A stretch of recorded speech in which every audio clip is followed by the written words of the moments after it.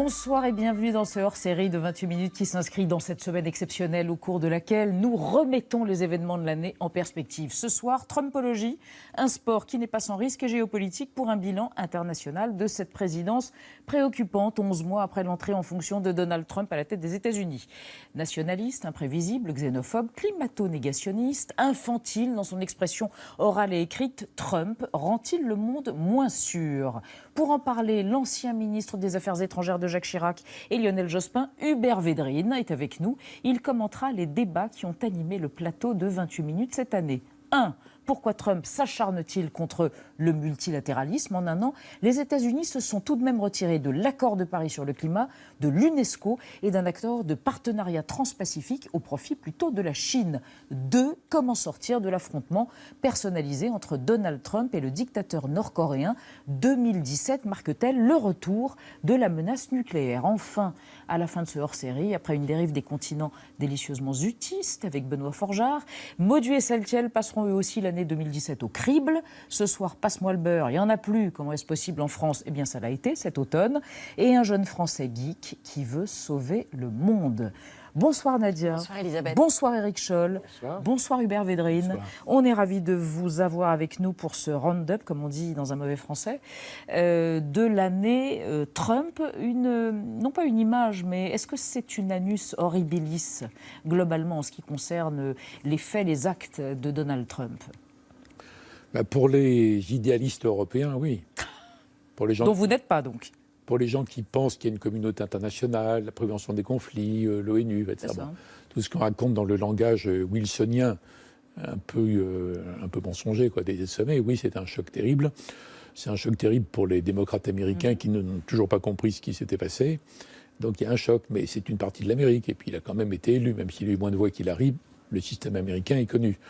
Donc c'est un gros choc. Après, il faut faire l'analyse quand même de façon rationnelle et sérieuse. Et il y a trop de gens qui ont perdu des mois et des mois à être sidérés, choqués, épouvantés, qui croyaient que les grands électeurs n'allaient pas confirmer, qu'il y aurait l'impeachment demain matin, etc. Il est là. Hein. Il est là, il y est. On ne peut rien exclure, on ne peut même pas exclure qu'il soit réélu. Hein. Donc il faut faire avec et il faut essayer de comprendre ce que ça signifie. Et comment un nouvel fonctionne. Ordre mondial. Est-ce un nouvel ordre mondial ? Non, parce que plus personne n'a la capacité d'imposer un ordre mondial. Non, mais c'est peut-être un nouveau désordre mondial. Oui, c'est une nouvelle forme du désordre mondial. Mais il n'y a plus l'ordre mondial au sens 1945, au sens décennie 90, quand les Ukrainiens pouvaient tout régenter. Il y a un système instable, pas forcément dangereux tout le temps, mais qui est semi-chaotique, on va dire. Semi-chaotique, voilà. inquiétant. C'est pas même. un désordre. Hubert Védrine, lorsqu'il y a 3 semaines, Donald Trump décide de reconnaître Jérusalem comme capitale d'Israël, est-ce que ça peut avoir des répercussions que l'on ne peut même pas mesurer, et surtout, est-ce qu'une fois de plus, c'est une façon de dire le multilatéralisme, je ne veux pas en entendre parler, je décide. Oui, mais il ne pense même pas en termes de multilatéralisme ou pas. Il pense en termes de quoi ? Il veut imposer sa volonté, ses décisions, le reste. Rassurer sa base électorale pas la rassurer, la contenter, l'alimenter. Mais il ne se pose pas la question en termes théoriques, est-ce que je suis pour le multilatéralisme ou pas ? Même pas. Non, mais en plus, c'est exagéré comme présentation, parce que même Clinton disait quand il y a un problème, naturellement, on va essayer de le régler avec nos amis, avec nos alliés. Si on ne peut pas faire autrement, on y va tout seul. D'accord. Et à peu près tout le monde pense ça. Sauf en réalité. Donc le discours sur le multilatéralisme, c'est un masque. Il n'y a que de minuscules petits pays dépourvus de tout dans le Pacifique qui s'en remettent à la communauté internationale, qui est une sorte de dieu cargo. Bon. Les Fidji, par exemple. Alors, on continue cette discussion. Mais ça ne veut pas dire que Trump ne soit pas immensément critiquable et potentiellement dangereux. D'accord. Mais ce n'est pas à cause du multilatéralisme. On va quand même y revenir. Après la mise au point, Damiras Willem, regardez.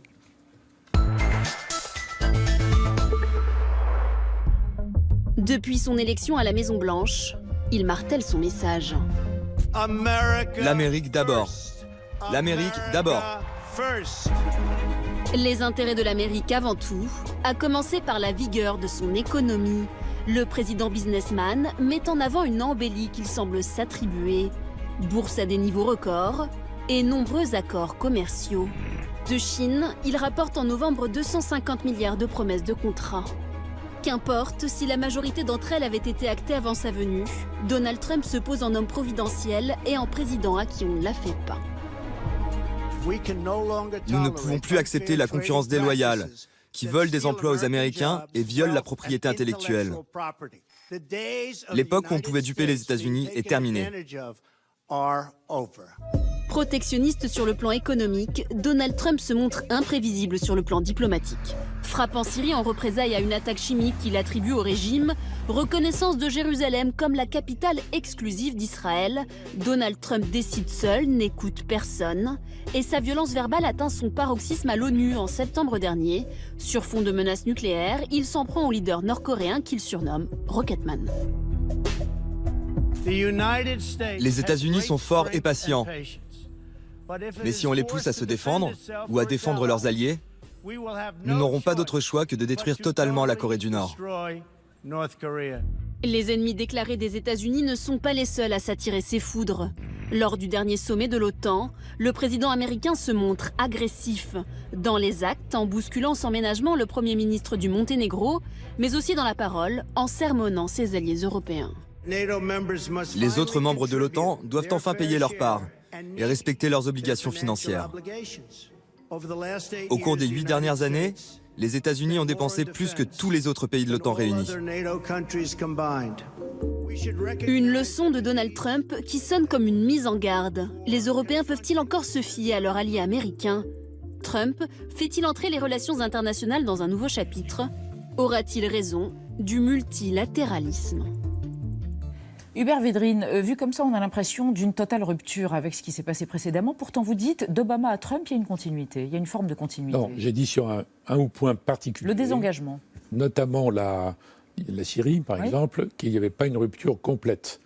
On a du mal à faire le lien parce que l'un était tellement sophistiqué, séduisant, l'autre est tellement brutal et vulgaire. Fred Astaire et la brutalité en face. Oui. Et en revanche, le fait que ce n'est plus la mission des États-Unis d'intervenir partout.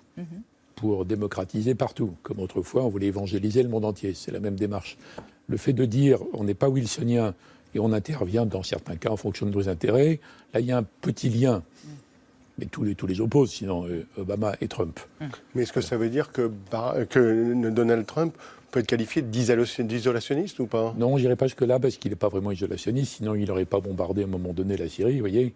Et puis, non, il est égoïste d'abord. Et il dit brutalement, sans ménagement, sans précaution, sans élégance, rien, toutes sortes de choses qui sont des motivations assez fréquentes dans le monde. Parce que America First, les Chinois pensent la même chose pour la Chine, les Indiens pour l'Inde, les Israéliens pour Israël. C'est quoi, c'est du pour réalisme, du souverainisme ? Non, non. Alors, souverainisme. Le monde entier est souverainiste, sauf l'Europe de l'Ouest, bien sûr, et encore. Bon. Donc, mais lui, il est particulièrement. Brutal, il ne prend aucune précaution parce qu'il s'en fiche. Et en plus, il a une base électorale qui est très contente s'il défie le monde entier.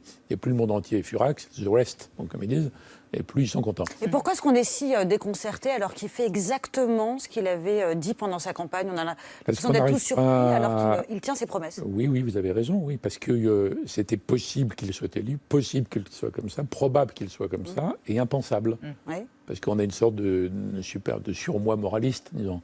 Une vision kantienne du monde, wilsonienne, vous voyez, la communauté internationale. Donc c'est tellement terrible, on a tellement de mal à repenser, disons, l'affrontement des puissances et le rapport de force, parce qu'on croit que ça conduit automatiquement à la guerre mondiale. C'est pas vrai, en fait. Et les guerres mondiales, ce sont des accidents industriels, en réalité, et en série. Donc on a peur. Regardez, les démocrates, ils ne sont toujours pas sortis du chaos mental. On continue dans un instant à évoquer la politique étrangère de Donald Trump avec ce fameux slogan « L'Amérique d'abord ». Trump a pris de court le monde depuis un an, on vient d'en parler, réaffirmant systématiquement sa défiance envers les grandes institutions qui régulent, qui ordonnent juridiquement les échanges internationaux. Privilégier les intérêts de Pittsburgh contre ceux de Paris fut l'argument qu'il a utilisé lorsqu'il s'est retiré des accords de Paris. Sonne-t-il le glas du multilatéralisme, cet idéalisme? On en reparle avec vous, Hubert Védrine, après un résumé des débats de 28 minutes sur ce sujet. Qui a le plus à perdre si les États-Unis mettent réellement en œuvre le protectionnisme promis par Trump ? Nicolas Bouzon, on s'y perd un peu dans la liste des ennemis de Trump. Qui l'a dans le viseur, précisément ? Il a dans le collimateur le Mexique, la Chine, il en a beaucoup parlé, il en a reparlé d'ailleurs récemment, y compris dans l'interview du New York Times. Et puis ce qui est peut-être un petit peu nouveau, aussi, oui c'est ça, l'Union européenne, c'est-à-dire au fond tout le monde, il défend une politique protectionniste par rapport au fond à tous à toutes les grandes zones qui commercent avec les États-Unis.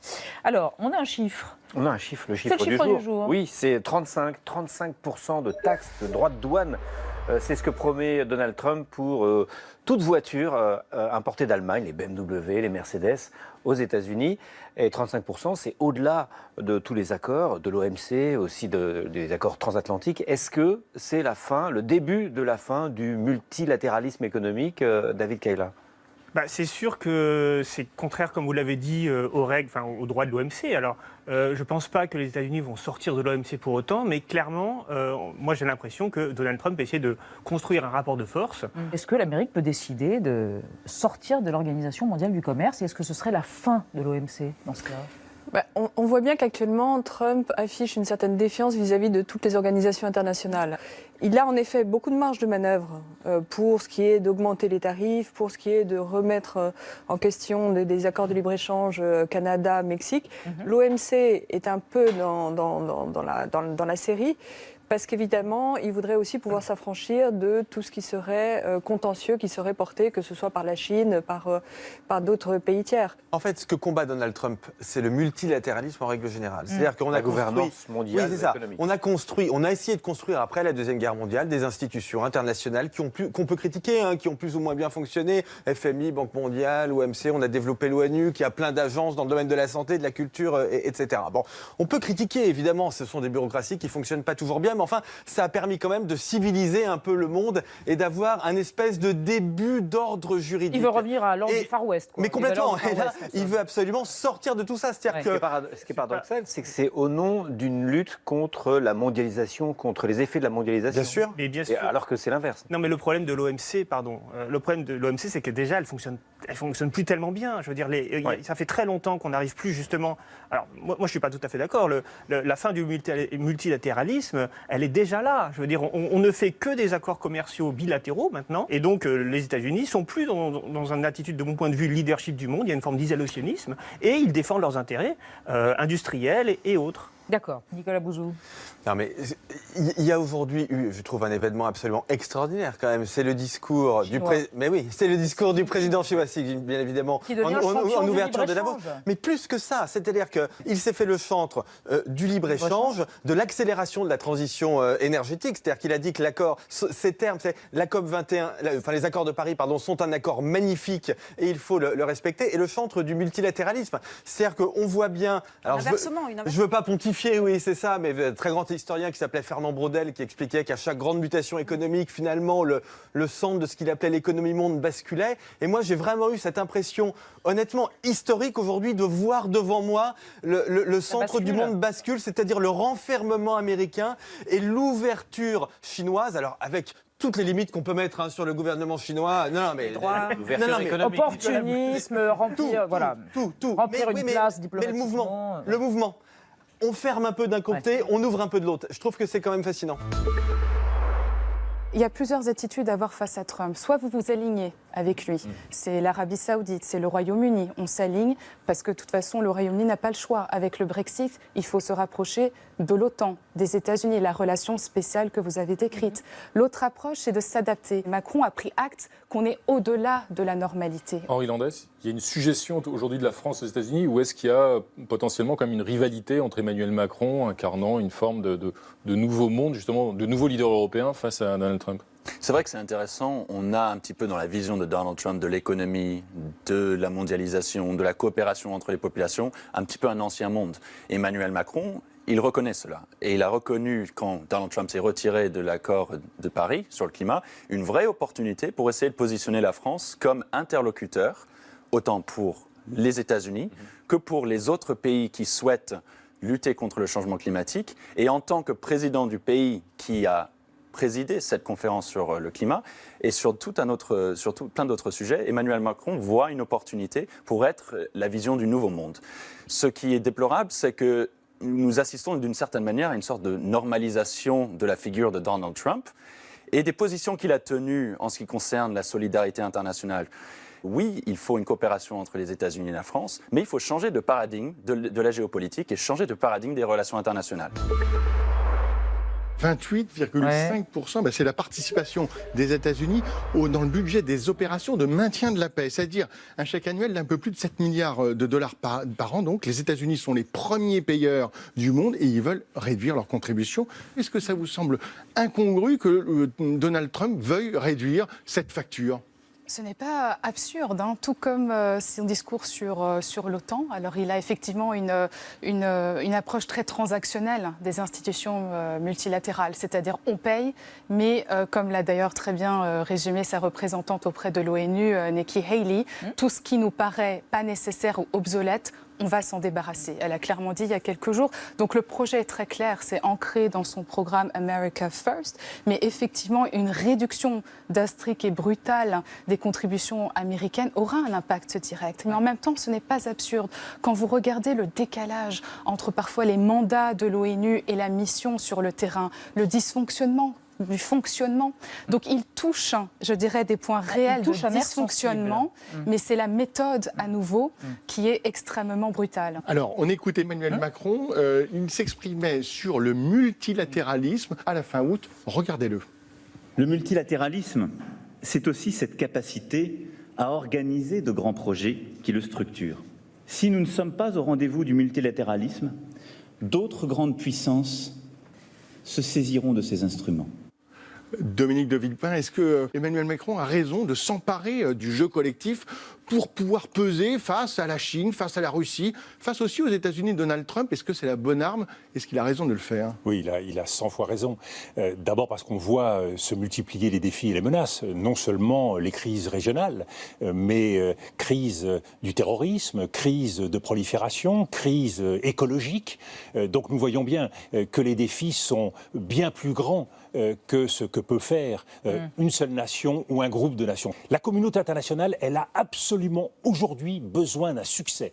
En Corée du Nord, en Syrie, en Libye, et chacun essaye de multiplier les initiatives parce qu'il faut montrer que la méthode multilatérale marche, que la communauté internationale peut travailler ensemble. L'action collective est devenue encore plus importante. Et ça, c'est quelque chose que Trump n'a peut-être pas tout à fait saisi, mais en même temps, les réalités géopolitiques vont le remettre peut-être dans le bon chemin, et notamment sur la Corée du Nord. Sur la Corée du Nord, il va véritablement essayer de se rallier le plus de soutien au sein de l'ONU pour renforcer éventuellement les sanctions contre la Corée du Nord. Donc il a besoin du canal onusien de toute manière.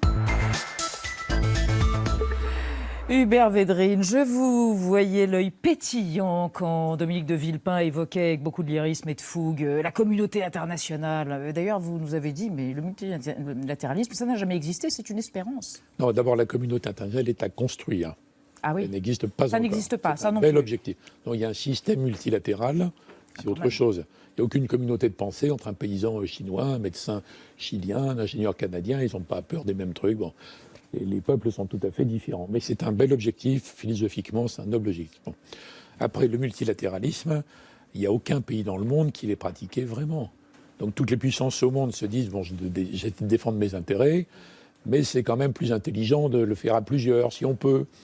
Si c'est pas contraire. C'est quand même ce qu'on s'est dit donc après la Première Guerre mondiale, après la Deuxième Guerre mondiale, la SDN avec l'ONU. On a essayé avec l'SDN qui a été un échec flagrant parce que le Sénat américain n'a pas suivi Wilson. Et après la Deuxième Guerre mondiale, c'est organisé par les Américains, fondamentalement. Et quant aux Nations Unies, qui sont mieux que la SDN, parce qu'il y a un Conseil de sécurité avec veto, sinon les grandes puissances ne seraient même pas rentrées, ça a été organisé par les Américains, mais très vite paralysé par le veto. Bon. Donc je comprends très bien, moi, cette orientation, cette ambition, l'espérance. Le plus possible, faisons ensemble, coopérons ensemble. Et on ne peut pas faire comme si ça avait existé, comme si ça avait dominé les politiques mondiales. Sinon, on ne comprend rien aux politiques d'à peu près tous les pays du monde, encore une fois, sauf l'Europe de l'Ouest. Donc tous les autres sont unilatéralistes, souverainistes, sauf que dans la plupart des cas, contrairement à Trump, ils sont conscients d'un haut niveau d'interdépendance. Donc si on veut régler les choses dans son coin, on peut régler une partie des sujets, mais pas tous. Donc là, il y a une régression quand même chez Trump. Régression par rapport à ça. Mais il ne faut pas idéaliser la situation d'avant. Alors, autre chose par rapport au monde d'aujourd'hui, l'Europe occidentale n'a-t-elle pas compris, encore une chose qu'elle n'aurait pas compris, que le temps n'est plus aux démocraties libérales et que le temps est peut-être venu des hommes qui gouvernent de façon autoritaire. Erdogan, Xi Jinping, Donald Trump à sa façon, d'autres, Vladimir Poutine, évidemment. Trump, c'est différent. Il a été élu, Trump, quand même. Hein. Il a été élu. Poutine aussi a été élu. Poutine aussi a été élu. Oui, non, mais vous parlez Erdogan aussi. Oui, mais vous parlez surtout de pays qui n'étaient pas des démocraties à l'occidental avant.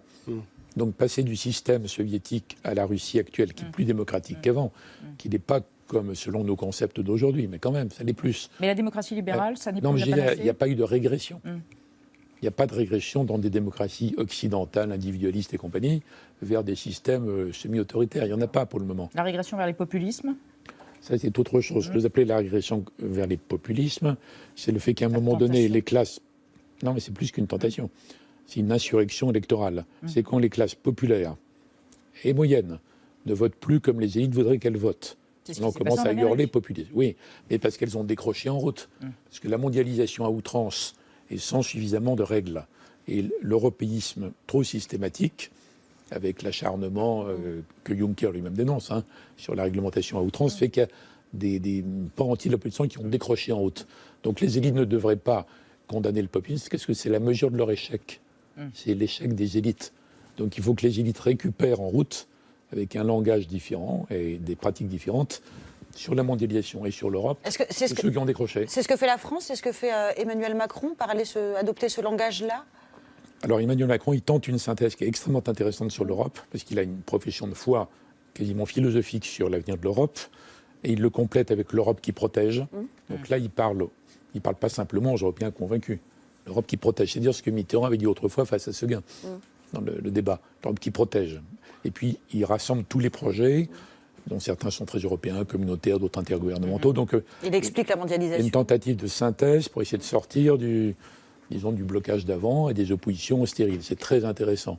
Mais ce n'est pas notre sujet, c'est Trump, notre sujet prioritaire. Trump et la diplomatie Twitter, le mépris de la nuance, la négation de la diplomatie d'une certaine manière. Les invectives entre le dictateur nord-coréen et le président Trump posent problème car l'enjeu est tout simplement l'arme nucléaire. Est-ce le retour d'ailleurs de la menace nucléaire essentiellement dans cette partie du monde? On en parle avec vous, Hubert Védrine, après un résumé des débats de 28 minutes sur ce sujet. Nadia, il y a des questions, les gens sont comme nous, nous autres, béotiens. Ils veulent comprendre. Ils posent notamment cette question. Est-ce qu'on a une connaissance précise de l'arsenal nucléaire de la Corée du Nord et de son rayon d'action? Valérie Nica, est-ce qu'on sait de manière sûre où en est le programme balistique de la Corée du Nord? Qu'est-ce qu'on a comme information? Balistique, ce qu'on sait, c'est que les Coréens du Nord ont fait énormément de progrès et qu'ils accélèrent leurs essais. Leur grande volonté aujourd'hui, c'est d'acquérir une capacité intercontinentale parce qu'ils ont déjà, et ça marche très bien, une capacité balistique à courte et moyenne portée. Donc déjà, aujourd'hui, les Coréens du Nord peuvent frapper le territoire de la Corée du Sud et du Japon. Et quant à la capacité nucléaire, on sait qu'ils ont la capacité de faire une bombe, enfin une arme nucléaire. En revanche, on ne sait pas encore.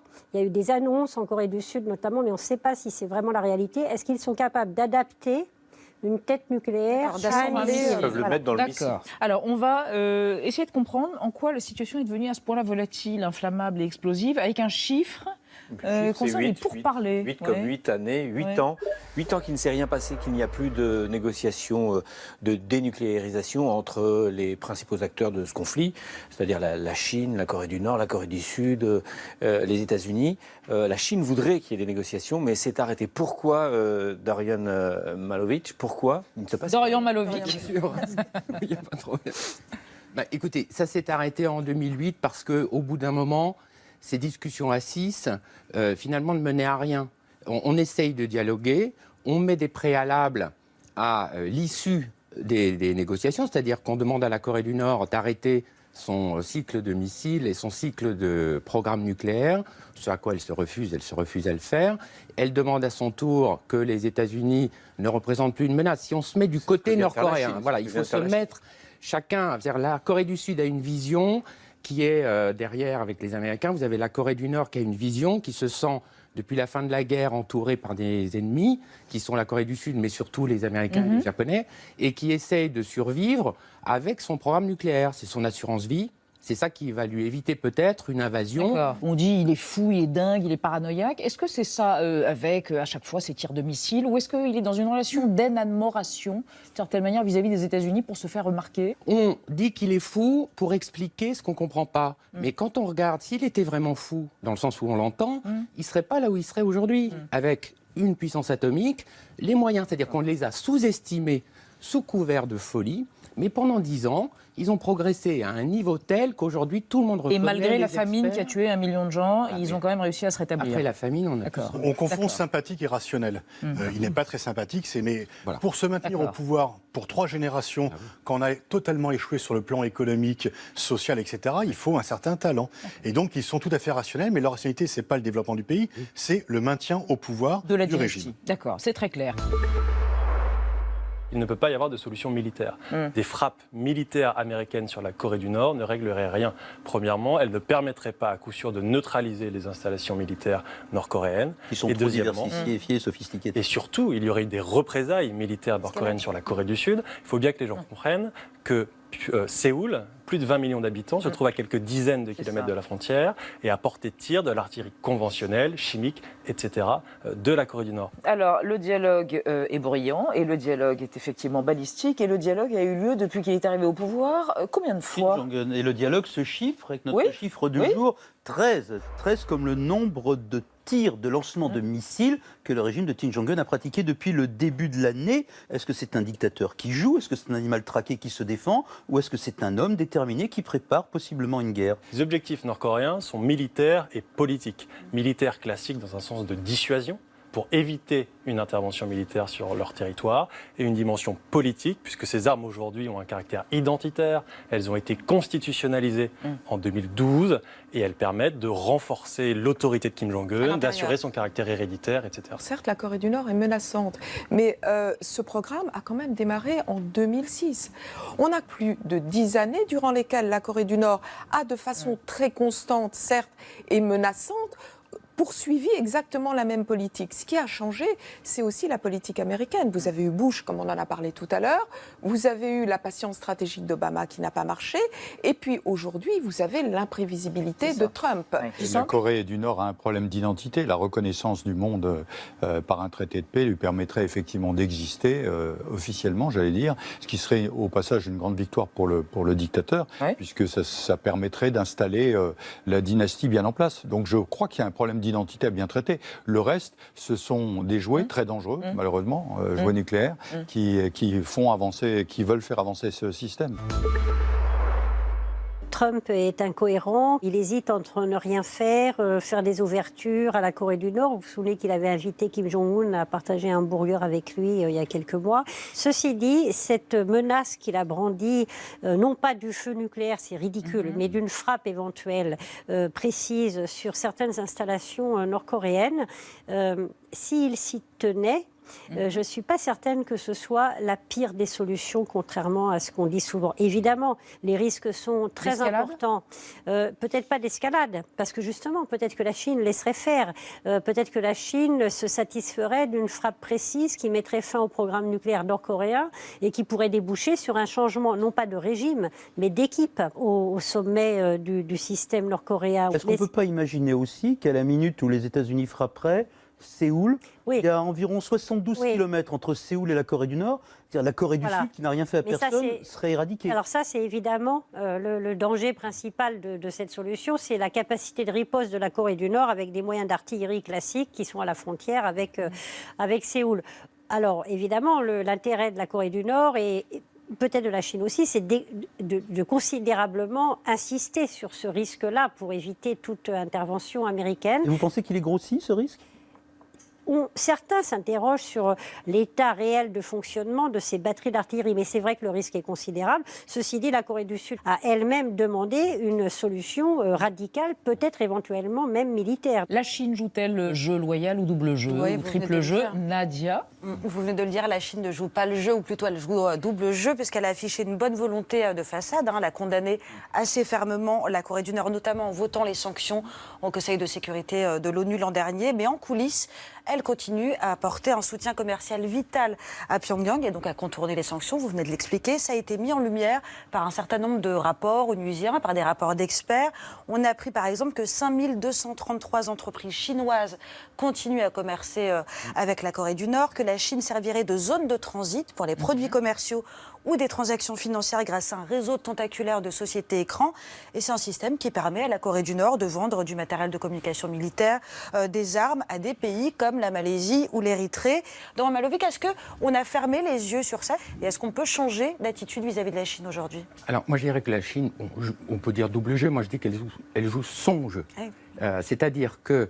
Elle a besoin de la Corée du Nord c'est-à-dire qu'elle a besoin de la Corée du Nord. Elle ne veut pas que les États-Unis et les troupes américaines soient à sa frontière. Est-ce que le monde va devoir s'habituer à vivre avec une Corée totalement nucléarisée? Eh bien, j'espère que non.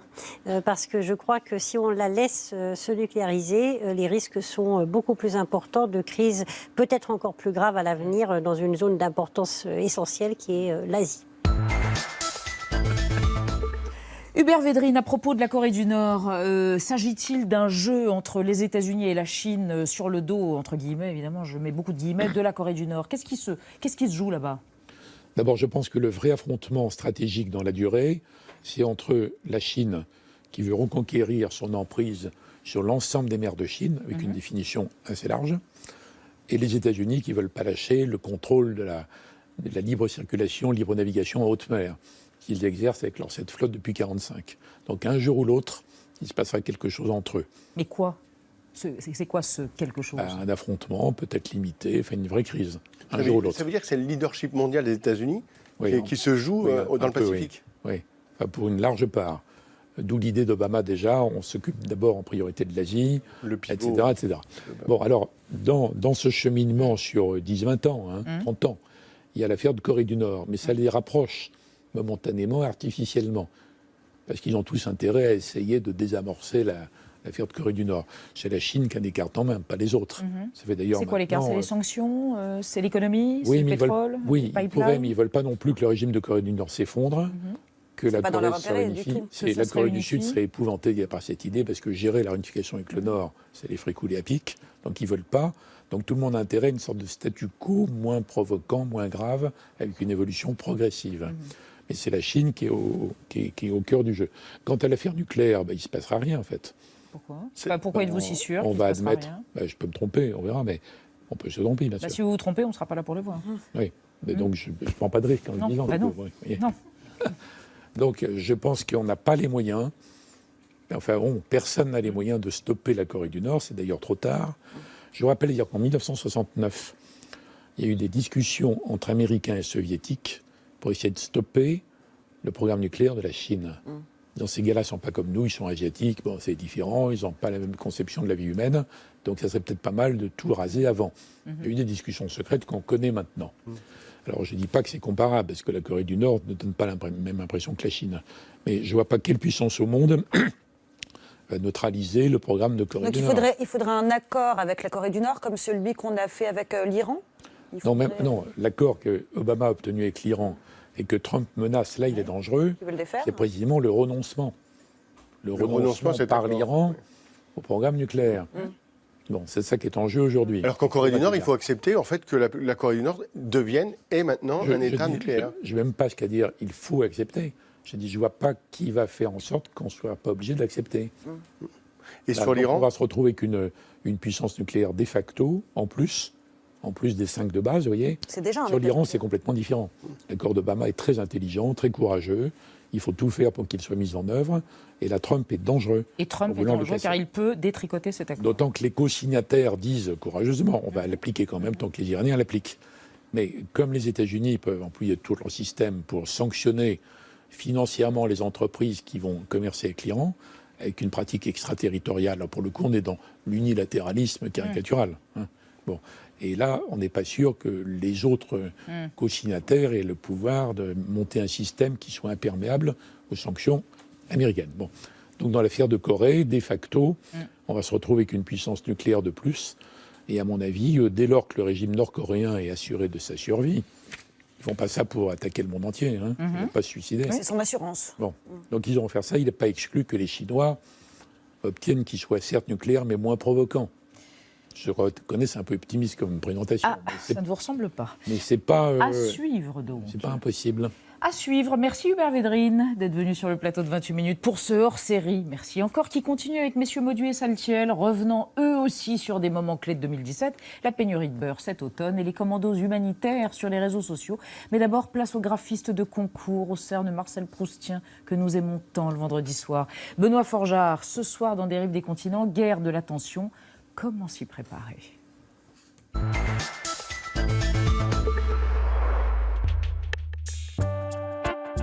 Bonsoir Elisabeth. Pardon par avance, mais je ne serai pas tout à fait avec vous ce soir car j'attends d'un moment à l'autre un important texto.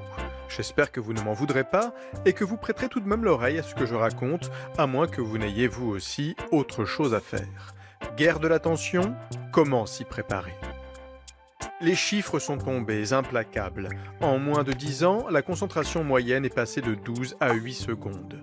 Et l'avenir n'invite pas l'optimisme car la prochaine révision des régimes spéciaux pourrait nous fournir l'occasion de dégringoler sous l'horizon des 6 secondes. À moins de 4, nous risquons le crack.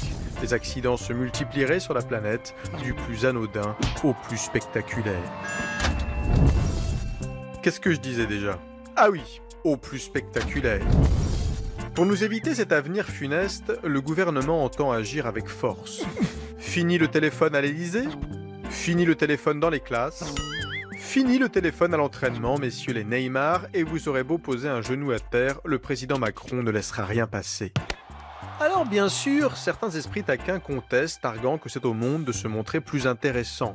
Mauvaise foi sidérante, car les sujets d'émerveillement ne sont pas ce qui manque. La dette abyssale de la SNCF ? Ou les oreilles immenses des personnes âgées, pour ne citer que 2 exemples parmi mes passions personnelles. Non, la guerre de la concentration est une guerre intime que chacun doit livrer à la part de soi la plus dissipée. Car n'y aurait-il pas derrière tout ça, Elisabeth, des gens désireux de nous hypnotiser, nous et nos enfants, de façon à nous vendre les pires cochonneries ? Montrez-vous, agents doubles des GAFA, qui traînez autour des écoles l'impair garni d'émoticônes. Quelle gigantesque caverne, quelque part en Californie, abrite les trésors d'attention pillés à nos têtes blondes, ou brunes, ou de couleur fantaisie. Vous m'avez écouté jusqu'au bout ? Bravo. J'aurais checké votre boîte mail. Un message de félicitations vous y attend. Benoît Forgeard, président, c'est une opinion personnelle. Xavier Mauduit, François Saltiel, tous présidents. Bonsoir, ça va ? Vous n'avez pas tellement grossi, montrez ? Non, ça va. Montrez voir le tofu grillé farci aux morilles. Parce que vous êtes végane, bien sûr. Exactement, bien sûr. Évidemment, vous êtes moderne. Bon, alors, adieu Queen Yaman, viennoiserie et coquillettes au beurre. Enfin, c'était à l'automne, hein, pas pour Noël, là. Non, mais qu'est-ce que c'est que ce vent de panique dans les supérettes ? Plus de beurre. L'horreur. Au pays de la vache onctueuse normande. Que s'est-il passé ? Des problèmes dans la filière laitière, des revendications, des récriminations, et ça vous a donné envie de remonter aux origines de la margarine ? Cet ersatz dégueulasse. Non, mais si, bon, écoutez-moi, le 5 juillet 1813, à Paris, un chimiste qui s'appelle Michel Eugène Chevreul expose devant l'Institut les résultats de ses travaux sur les corps gras. Eh bien, moi, je peux vous dire, c'est du lourd. Alors, ce qu'il a fait, lui, c'est qu'il a mélangé de la graisse de porc et de la potasse dans une grande quantité. Et alors là, non mais c'est énorme. Une partie se dissout, mais alors une autre partie se transforme en paillettes. Elles sont très il y a de la belles. potasse dans la margarine ? Non, il fait ses petites expériences. Vous allez voir. Et ça a des paillettes qui ont la forme de perles. C'est d'un blanc nacré. D'ailleurs, il appelle ça la margarine, du nom du mot grec qui veut dire des perles. Bon, alors ça c'est très bien, mais non, cette margarine-là n'a rien d'alimentaire. La margarine de Chevreul est sans saveur, sans odeur. D'ailleurs, le chimiste l'assimile à l'acide margarique que l'on trouve notamment sur les cadavres en décomposition. Bon appétit. Non, cette margarine-là est juste un objet d'étude, vous voyez, pour les scientifiques, rien de pratique du tout. Il faut attendre 50 ans pour que les choses changent. En 1866, l'empereur Napoléon III est à son tour saisi de la passion du gras. Oui, alors, il est préoccupé par l'état de santé de sa population, notamment des plus pauvres, et le beurre coûte très cher. Alors il lance un grand concours pour l'invention d'un corps gras économique et de bonne conservation, donc pour les plus pauvres, mais aussi pour l'armée, et notamment la marine. Vous voyez, les longs voyages en mer. C'est un pharmacien français, Hippolyte Mège-Mouriès, qui relève le défi. Alors, il connaît bien les travaux de Chevreul, cet homme-là, mais il les adapte. C'est-à-dire qu'il prend une émulsion de graisse animale avec de l'eau et du lait. Il obtient un truc qu'il fait breveter en 1869 en Angleterre, puis en France. Ça s'appelle au début le faux beurre, ou l'oléomargarine. Oléomargarine qu'on résume très très vite à margarine. Oui, c'est l'invention de la margarine, donc une invention qui ne compte pas pour des prunes. Trop facile. Non, juste quand même, terminons en disant vive le vrai beurre, vive le bon beurre. Le beurre normand. Le beurre normand, plein de vitamine A, c'est un délice. Parce que pendant longtemps, la margarine, on ne savait pas trop ce qu'il y avait dedans. En fait, il n'y a pas une margarine, mais des margarines qui ont des compositions fort différentes et variables. Très peu sont exclusivement végétales. La plupart font également appel à des corps gras d'origine animale. Lesquels? Cela, le consommateur n'a pas le droit de le savoir puisque l'étiquetage ne le mentionne pas encore. Oui, mais que choisir est passé par là. Alors, cher François, ce petit jeune homme français que vous connaissiez, mais pas les plus vieux d'entre nous, technophile et geek, qui a réinventé les commandos humanitaires. Comment il s'appelle déjà? Jérôme Jarre. Ah oui, une vedette de l'année 2017. Exactement. Son histoire, c'est un peu un conte de fées comme seul Internet peut les inventer. C'est pas le fils de Jean-Mimi. Mais je pense qu'il est plus connu aux États-Unis que Jean-Mimi. Jérôme Jarre. Et oui, et en plus, il met sa notoriété. Il fait une meilleure musique.